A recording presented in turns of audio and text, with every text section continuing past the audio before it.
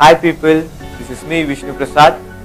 In this video, I am going to share about the awareness on what is really happening to these disposable water bottles, especially in railway stations and bus stations.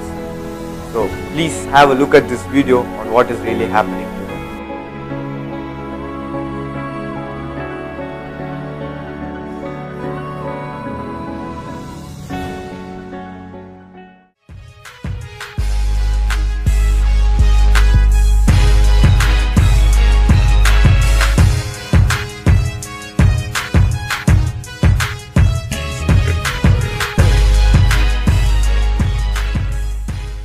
Shocking, right? So what is the real solution to this problem? If you think crushing the bottle is the solution, you might be wrong. Even crushed bottles can be reused.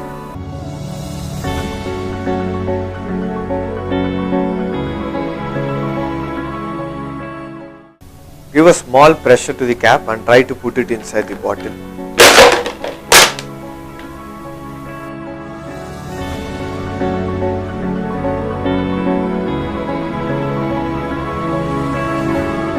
As you can see, now the cap is inside the bottle and this cannot be removed, and now this cannot be reused.